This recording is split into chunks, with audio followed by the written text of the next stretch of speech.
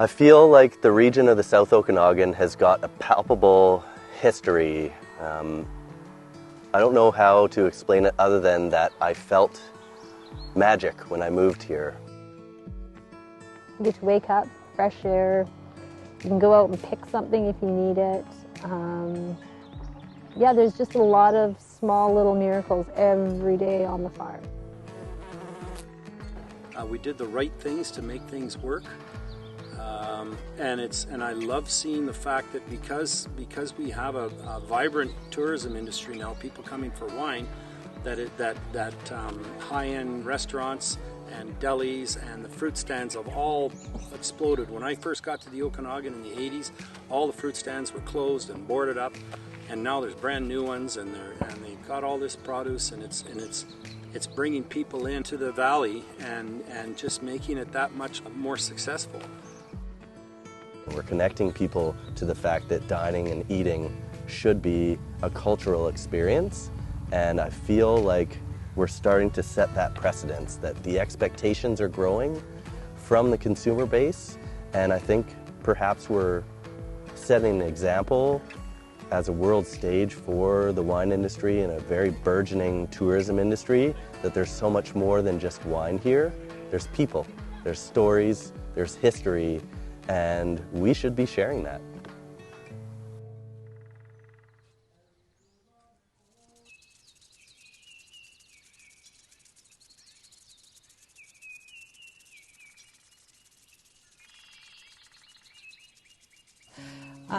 Farming is a hard job. There's good times, there's bad times, there's tears, there's joy. It's hard work. You're on call 24 hours a day. Right now, with the way that small food farming is going, you have to have a second job, or you have to diversify your business. You can't rely on the farm income to be able to sustain your living, even simple living on that. Land is very valuable in the Okanagan, partially because the wine industry has become so successful. Every farm region, every farm goes through phases of what they grow. Farmers will go where the money is. If you have a peach orchard or an apple orchard, you know, the stability that grapes brings you is much different. You can fight that for as long as you want, but the consumers decide what path you're going to take.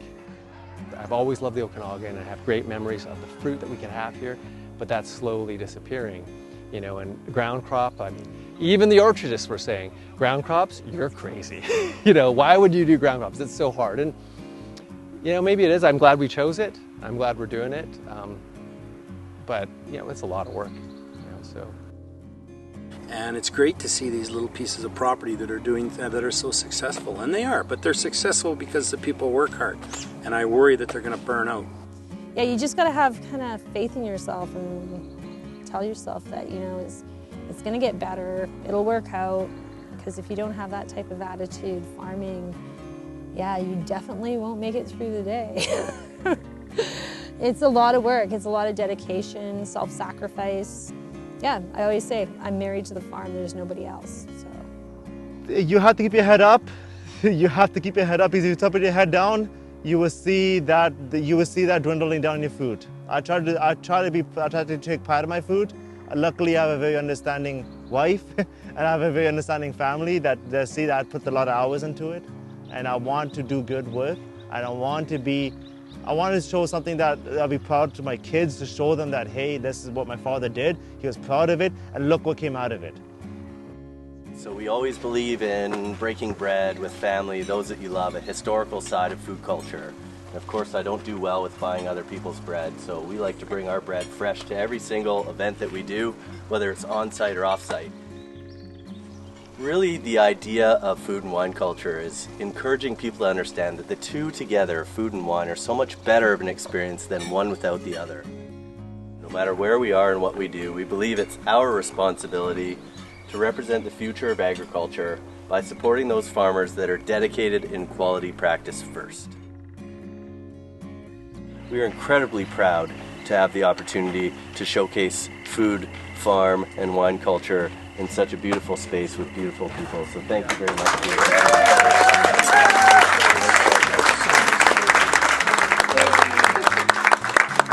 Just before we leave, I would like to thank, of course, Chef Chris and his team for another remarkable dinner to showcase our wines and the talent that the Okanagan can put out, and certainly Chef Chris exemplifies that and his team. I'm looking at the future and sustainability of our region from a food production and a food security perspective, and I feel like right now we're really very much at a tipping point that we need to focus our energy and collective efforts on taking a look at our food system and where we're going to be if we're not a little bit more careful about how we manage it. The one thing that can respond is local agriculture, can always respond is local agriculture, as long as it's there. And when people say, buy local or buy local, goodbye local, that's the truth.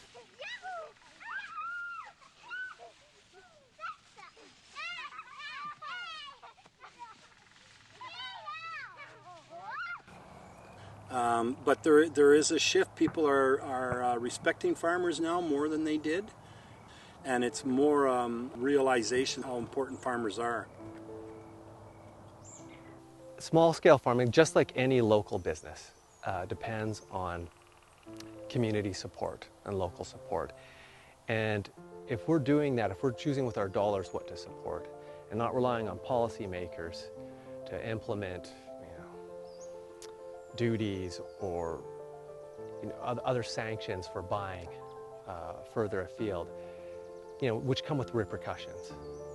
If we can just rely on people shopping local, that's what we try to do. If we shop local, support our local mechanics, support our local commerce, and buy from the people who buy from us, that will make this community so much stronger. But it also makes farming much stronger, because if we can sell locally, then we're not paying for shipping costs, and neither are our clients, and neither is our community. We're actually paying to help locals. So I really believe in this sort of symbiotic relationship with the community, and I think small farms really heavily depend on that. Collectively, we can make decisions in our community that allow farmers to make a good livelihood and to continue doing what they're doing while looking outside of what has been the here and now for so long. It's time to look ahead to the future and say, what can we do to really breed inspiration to continue farming in the South Okanagan?